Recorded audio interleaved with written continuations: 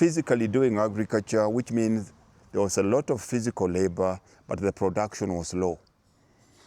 But then when they invented machines, then it meant machines can do more and produce that much without the cost of what?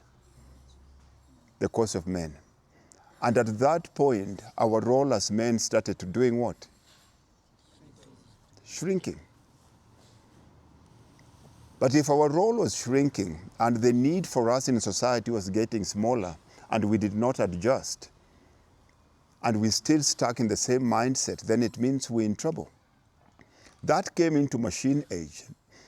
Now, the problem with the agricultural age was if you don't come from a place or a family that has land, then for the rest of your life, you're poor.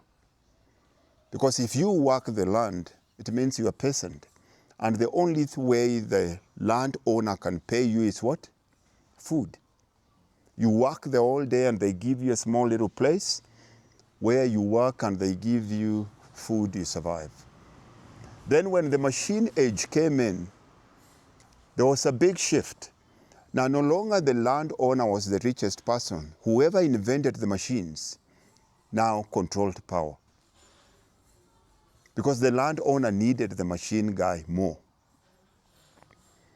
The machine age didn't last for long. All of a sudden, it was producing a lot of products, a lot of food, but it wasn't getting to the market. So there was a lot of food, but most of this food was rotting. So somebody had to come up with a better idea, and that's where transportation came in, logistics.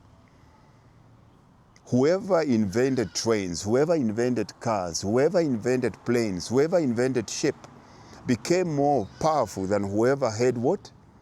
Machinery, because he could take your goods from point A to point B. Now, as we're moving from era to era, one thing that we need to realize here, it's becoming easier and faster to become wealthy than the way it was when we were on the farm. Right? After logistics, of course, things changed. All of a sudden, we had computer age. And the unfortunate thing is most of us as black people, we're very much in front of the computer. We use them for fun. This, what is this? What is this? Is this a toy or is this a tool? It depends what you use it. If you use this as a toy, because anytime you're there on this thing and you're using it as a toy, you're the product being sold. You are using your time, you are using your money, and you're using one thing that you cannot afford to waste now, which is your focus. There's no free lunch. So when you're on this thing, you have to ask yourself, is this a toy or is this?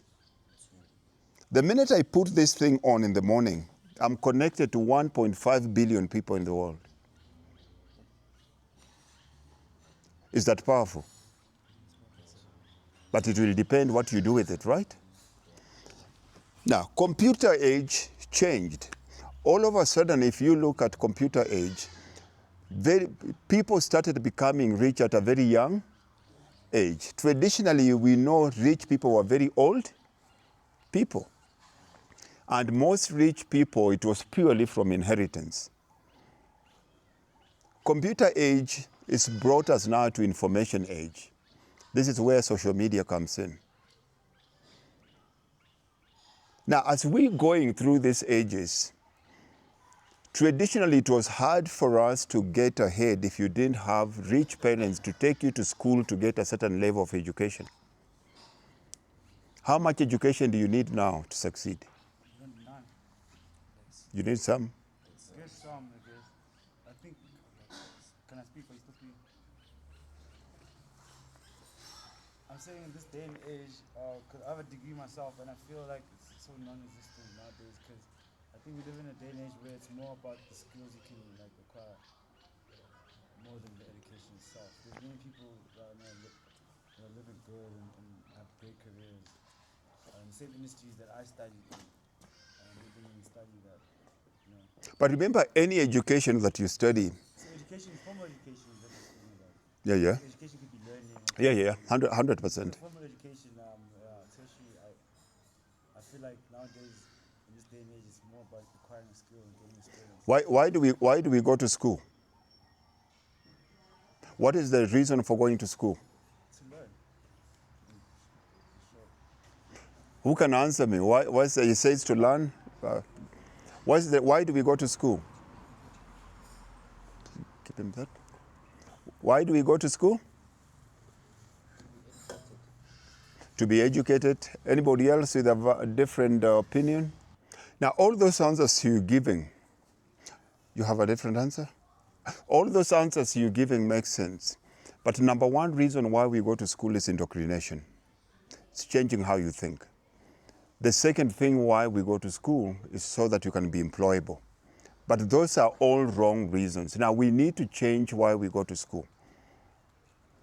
We need to learn to go to school with the sense that it makes it easy for you to learn.